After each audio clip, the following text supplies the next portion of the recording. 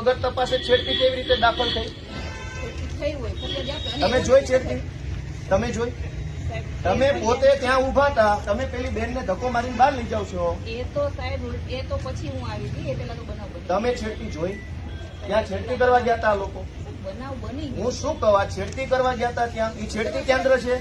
એ college છે તો ત્યાં છેડતી કરવા ગયા? કોલેજ છે? આ કોલેજ કેમ છે? તો ટેકાના ભાવની ખરીદી કરનારા લોકો ખેડૂત પાસેથી પૈસા માંગે છે, એના માટે થઈને કોઈએ એમને જાણ કરી, તો આનું શું છે? એક મિનિટ, તમે એમ કહો જ્યાં રજૂઆત કરવાના એના કરો. પ્રાંત અધિકારીને 18, 19, 20 તારીખે 3 વખત રજૂઆત કરી. આરએસસી કલેક્ટરને 18 ને 22 તારીખે 2 વાર રજૂઆત કરી. કલેક્ટર સાહેબને 24 તારીખે મેં રજૂઆત કરી. 24 તારીખે સીઈઓને રજૂઆત કરી અને 24 તમને એફઆઈઆર આપી. હજુ તમે એમ કહો રજૂઆત કરો તો આ ગુંડા તમને રજૂઆત કરવા આવ્યા હતા?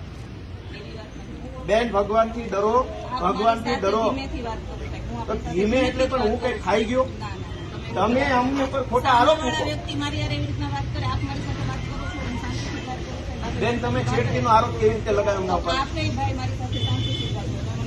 હાલો, પગે લાગુ. લો, છેડતીનો આરોપ કેવી રીતે કર્યો? કેવી રીતે છેડતી કરી હમણે? નહીં, કેવી રીતે છેડતી કરી હમણે? છેડતી હરિયાળીનો બધું કે છે, મેં કીધું. પગે લાગુ, પગે લાગુ. લો, છેડતી કેવી રીતે કરી બેન?